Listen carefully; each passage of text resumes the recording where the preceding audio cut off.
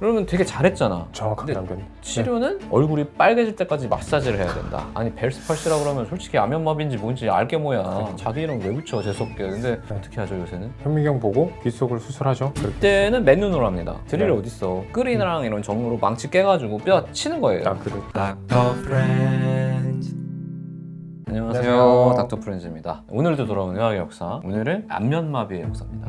무한화사라고 하잖아요. 우리는 벨마비, 벨스팔시 이렇게 말하는데 이게 뭐 대강 왜 생기는 건지 혹시 의학적으로 완전히 밝혀져 있는 건 없고요. 약간의 신비 질환이긴 그래서 이게 한데. 특발성이라고 그렇죠. 하잖아요. 하지만 헐페스 바이러스가 주요 원인이지 않을까. 면역체계가 조금 약해지거나 이랬을 때 안면신경절이나 안면신경에 침범해서 일으켰을 것이다 라는 가설이 가장 높고, 뭐 혈관의 문제일 수도 있고, 이도 저도 모르겠으면 우리 다 아시잖아요. 자가면역 질환이다. 그런 얘기도 있잖아요. MRI 찍어봤더니 그 생긴 사람들이 좀 구멍이 좁더라. 뭐 안면신경 나오는 그럴 구멍이. 맞습니다. 그렇게 얘기하는데 사실은 결국은 밝혀져 있지 않다. 근데 네. 이제 어찌됐건 되게 오래됐을 거예요 아마.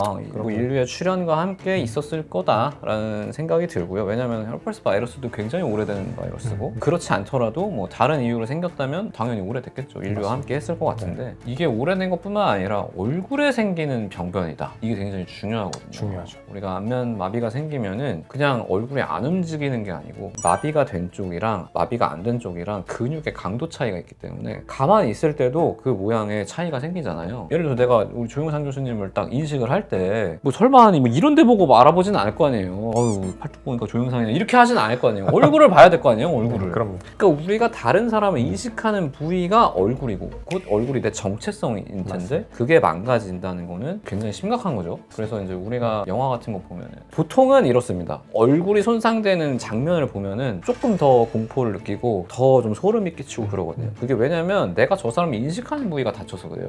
그래서 이제 안면마비가 중요한 게 얼굴에 생긴 병변이라는 게 굉장히 중요하죠. 그리고 실제로 얼굴이 얼마나 중요하냐면 우리가 소시오패스나 사이코패스의 범행을 보면은 한 가지 되게 두드러지는 차이가 있는데 얼굴이나 목을 찌를 수기가 되게 쉽지 않아요. 근데 소시오패스나 사이코패스는 얼굴이나 목을 그냥 바로 찌를 수 있거든요. 그런 것들을 봐도 얼굴이 되게 중요한 부위인데 그럼 이 안면마비가 언제부터 기록이 있었을까? 이집트? 이집트. 그렇지만 네. 안면마비는 이집트에 최초로 기록되어 있지는 않습니다. 그러니까 에베레스트 파피루스나 뭐 이렇게 기원전 1800년, 뭐 1600년 이렇게 돼 있는 의학서가 있긴 한데 거기는 없어요. 병이 없어서라기보다는 거기 나와 있는 항목이 40몇 개 정도 되는데 거기에 못 낀 것 같아. 그래서 보면은 히포크라테스가 대단하긴 해. 이것도 썼습니다. 그리고 이 양반이 어느 정도 정확한 기술을 했어요. 안면마비는 보통 한쪽으로 오는데 단독으로 안면마비만 된 경우에는 우리가 치료를 하거나 자연적으로 두면 쉽게 회복이 된다. 그렇지만 어떤 식으로든 남게 되면 계속 후유증이 남는다. 정확하네요. 그러니까 기원전 5세기인데 관찰도 잘하고 기록도 잘해놓고. 기록도 잘해놓고. 그러니까 치료라는 건 근데 사실 사열을 했습니다. 치료하면 더 안 좋았을 거예요. 이제 그런 과오는 있지만 괜히 의학의 아버지는 아닌 것 같아요. 진짜 이 양반이 보면은 편두통도 그렇고 통풍도 그렇고 기록이 되게 잘해놨거든요. 그러다가 이제 기원전 1세기 이때도 그리스는 왕성하게 활동하고 있었으니까 이 사람도 그리스 의사인데 아레테우스라는 사람이 있습니다. 이 사람이 좀 신기한 거를 봐요. 이마와 눈이 상대적으로 괜찮은 종류의 안면마비가 있고 전체가 마비가 되는 게 있다. 이 둘의 차이는 뭔지 모르겠다라고 남기거든요. 이 차이가 뭔가요? 흔히 말하는 중추성, 말초성, 그쵸, 안면마비라고 해서 차이가 있죠. 그러니까 말초성 안면마비는 안면신경을 보면 이제 뇌에서부터 나와서 귓속을 지나서 이하선이라고 하는 침샘 밑으로 해서 네. 얼굴로 5갈래로 요렇게 보거든요. 펼쳐지잖아요. 근데 여기에 있는 레벨은 이제 우리 말초신경이라고 하는 부위니까 여기에 마비가 오면 그냥 전체가 다 마비가 오는 거고. 오히려 말초에서 되면 전체가 다 그렇죠. 오고. 이마까지 다 안 움직이는 거고. 대신에 중추는 우리 이마 쪽이랑 눈 쪽으로 가는 경우에는 안면신경 근육 움직이는 중추에서 상하 중추가 나눠져 있는데 이 이마 부위는 양쪽 뇌신경의 지배를 받거든요. 그래서 오히려 뇌 쪽이 문제다. 대신에 이것도 가정이 한쪽 뇌가 고장이 났을 때고 맞아요. 양쪽 뇌가 동시에 고장나면 뭐- 그냥 다 안 움직이는 거고 한쪽 뇌가 고장나면 이마랑 눈은 움직이는데 그 아래는 움직이지 않는 거죠. 그래서 이게 아이러니하게 움직이는 게 오히려 더 기저에 더 심각한 질환이 있을 수도 수도 있습니다. 있다. 그래서 요거를 이제 지금은 약간 족보처럼 되게 중요하게 보잖아요. 왜냐면 중추성이면 진짜 초응급이거든. 말초성이라고 응급이 아닌 건 아니지만 중추성은 이제 뭔가 다른 증상이 동반될 수 있고 왜냐면 머리 쪽 문제니까 다른 곳에 뭐 운동신경이나 감각이 떨어졌다든지 이럴 수 있기 때문에 구분해서 봐야 된다라는 점이 있는데 이 사람이 안면마비의 종류가 있다라는 것까지 확인을 한 거죠. 근데 이제 왜 그런지는 모르겠네. 넘어가고 그다음에 2세기 이제 이제는 로마입니다. 맨날 나오는 사람이 있어요. 갈렌이라고. 이 양반이 이제 해부학의 아버지입니다. 정확하게 말하면 이제 비교 해부학을 했기 때문에 정확하지 못한 정보가 많긴 하지만 당시로서는 대단했어요. 근데 이 사람이 이마랑 눈이 괜찮은 사람은 뭔가 다른 증상도 있는 것 같아. 뭔가 막 몸을 잘 못 움직인다든지 이런 말도 증상도 느리신다든지. 있는 것 같고 예후가 더 안 좋은 것 같다라고 하지만 역시 뇌병변이라는 생각은 못했던 것 같아요. 그리고 이거는 왜 그랬는지 모르겠는데 경련하고 마비를 완전히 구분을 못했더라고요. 그러니까 아무래도 반대편이 괜찮으니까 인상을 쓸 때 여기도 움직임이 아예 없는 건 아니잖아요. 그러니까 이게 떨리는 건지 마비인 건지 구분을 못했는데 그 당시 광견병도 많았거든요. 광견병이 진행이 되면 얼굴에 이렇게 경련이 올 수 있고 또 파상풍도 불수의적인 경련이 오잖아요. 근데 이게 전체적인 경련인데 사실은 그런 것들을 구분을 잘 못했던 것 같아요. 뭔가 이상한데 아직까지는 모르겠다. 한 걸음을 못 건너간 그런 느낌. 그래서 치료는 계속 그냥 사열하고 설사하게 하고 구토하게 하고 그 정도에서 그쳤던. 그렇지만 그래도 그리스 로마를 지금 보면은 뭐 그런 치료를 했어라고 하는데 히포크라테스가 가장 큰 공헌을 했다라고 하는 거는 이전 시대까지는 우리가 질환을 귀신이나 악령 또는 신의 어떤 섭리나 벌 이런 걸로 생각을 했는데 히포크라테스는 그게 아니고 이건 자연 현상이다. 우리가 우리의 노력으로 충분히 극복할 수 있는 종류의 현상이다 라는 개념을 도입한 거예요. 이제 그거를 극복하기 위한 방편으로 이제 사채액서를 도입한 게 잘못인 거지 인식의 어떤 개변을 갖고 온 건 어마어마한 건데 문제는 유럽은 그리스 로마 시대가 끝나면서 중세 유럽으로 넘어갈 때 기독교를 국교로 딱 가져오면서 이러한 풍조가 많이 가라앉게 됩니다. 왜냐하면 여기서는 종교가 다스리니까 기본적으로 모든 자연현상은 신의 섭리하에 돌아가는 거고 결국 병도 그런 거다 라고 해서 그리스 로마가 이제 가지고 있던 어떤 유산 같은 것도 많이 상실이 되는데 이게 오히려 어딜 가서 꽃을 피우냐 이슬람 문화과 페르시아에서 훨씬 더 꽃을 피웁니다.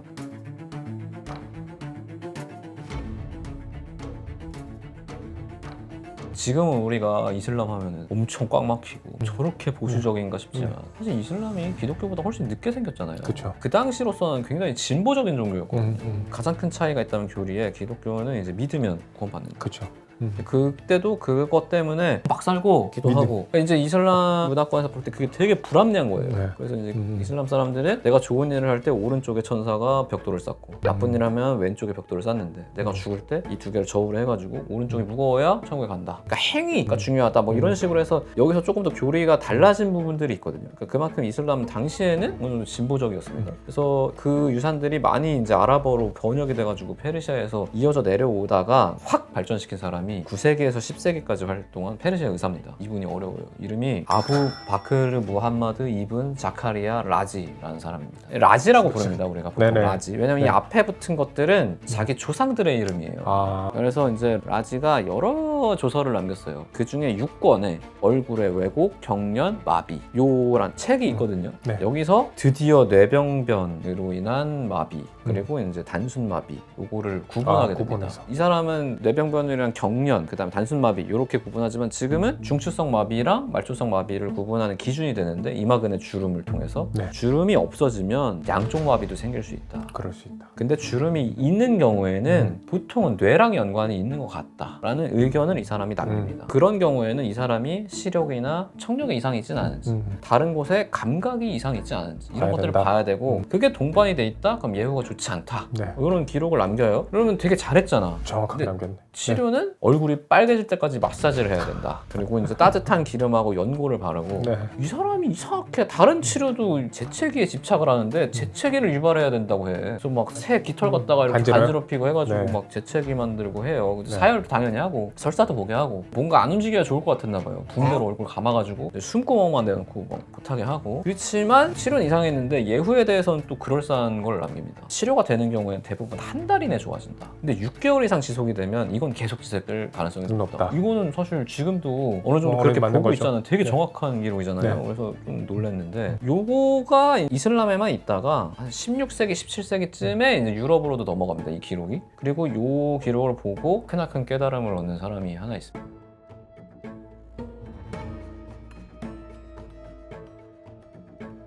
19세기 사람인데 누굴 것 같아요? 찰스 벨경. 그렇죠. 찰스 이겠죠? 벨. 경이죠, 경. 그렇죠. 대단한 사람입니다, 사실. 그럼. 1829년에 전형적인 말초성 편측 안면 마비에 자기 이름을 따서 붙여요. 벨마비다. 이때 이제 그런 게 유행이어가지고 의학이 더 어려워진 게 있어요. 이름이 직관적이지가 않아. 아니 벨스팔시라 그러면 솔직히 안면마비인지 뭔지 알게 뭐야. 자기 이름 왜 붙여 재수없게. 근데 하여튼 그게 유행이었던 때가 있어요. 그리고 지금은 이제 와서 바꾼 게 너무 오래돼가지고 다 그냥 벨스팔시라고 하는데 이때는 사실 이미 안면신경의 존재를 사람들이 해부를 통해서 알고 있었습니다. 그래서 진단이 가능한 것도 있는데 이 사람이 또 신경의 전문가예요. 척수의 감각신경, 그다음에 운동신경이 세포 간의 차이가 있다. 이런 거를 이제 발견해가지고 어느 정도 유명한 사람이거든요. 문제는 치료. 지금 골드 스탠다드가 스테로이드죠. 그럼요. 스테로이드가 나오려면은 이제 1829년이니까 거의 100년 이상 남았습니다. 그러니까 아직은 안 되잖아요. 근데 치료하고 싶어. 그리고 19세기에 안면마비가 늘기 시작합니다. 우리 때문에 이비인후과 의사들. 중이염 수술 많이 하시나요? 많이 하죠. 네. 어떻게 하죠 요새는? 현미경 보고 귀 속을 수술하죠. 뭐 드릴을 쓰기도 하고. 그때는 맨눈으로 합니다. 맨눈으로 합니다. 드릴 네. 어딨어? 끓이랑 이런 정으로 망치 깨가지고 뼈 치는 거예요. 아, 그래. 그럼 어떻게 되겠어요? 안면 신경이 많이 손상 받았. 거의 절반 이상 빈번하게 깨지는 거예요. 운이군요, 그냥. 운이지. 네. 근데 사고 친 사람은 좀 마음이 다급하잖아. 네네. 이거 어떻게 해야겠다라고 해서 신경을 막 그냥 그 자리에서 꼬매기도 하고. 이거 근데 뭐 신경이 아시겠지만 연결됐을 때는 이렇게 있지만 끊어지면 틱 숨어버리거든요. 그럼 이거 당겨야 돼요. 어디 있는지 어떻게 알아? 그러다가 이제 머릿속 휘집어가지고 뭐 감염으로 죽는 환자도 생기고 그렇게 됩니다. 그래서 1894년에 최초로 시도를 했는데 이 사람이 폐혈증으로 사망을 해요. 이때 시도했던 게 이제 끊어진 신경을 직접 이어주는 건데 그때는 이어주면 해결이 될 거라고 생각을 했어요. 근데 아니죠. 이게 그나마 유의미한 결과를 가져온 게 1931년인데 다시 움직일 수 있게 된 게 아닙니다. 끊어진 걸 하면 그래도 어떤 이점이 있죠. 완전 마비가 오는 것까지는 막을 수는 있죠.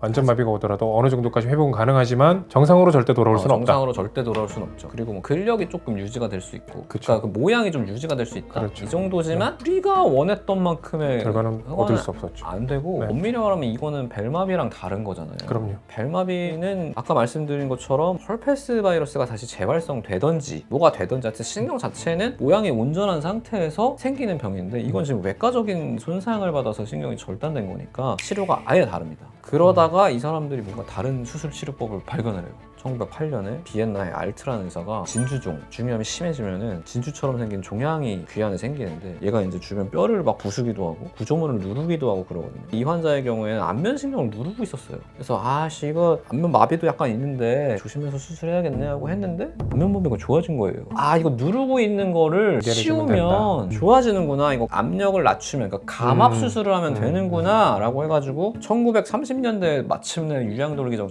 우리가 맨날 하는 거 여기 이렇게 째가지고 여기는 뼈를 누르륵 갈고 들어간 다음에 안면신경을 풀어주는 거예요. 누르고 있는 구조물에서 풀어주는 감압 수술을 하게 되거든요. 이게 이제 60년대쯤 되면은 제가 이제 병원에 있을 때 하던 수술기가 거의 적용이 됩니다. 그래서 발전한 건 이제 현미경 나오고 드릴 나오고서 조금 더 정교해진 거지 수술기 자체는 비슷했는데 그러면 100% 치료가 되냐? 그건 아니죠 사실. 게다가 이제 완전 마비 사태다. 그리고 오래됐다. 그러면 감압한다고 해서 크게 그게 안 되는데 놀랍게도 이제는 포기하지 않는다고 합니다. 여기까지 제가 역사로서 준비를 한 거고요. 그 다음에 이제 이 안면마비 치료의 현재 그리고 미래에 대해서는 조영상 교수님 다음 시간에 알려주실 예정입니다. 다음에 저희는 더 유익하고 재미있는 영상으로 찾아뵙도록 하겠습니다. 감사합니다. 감사합니다.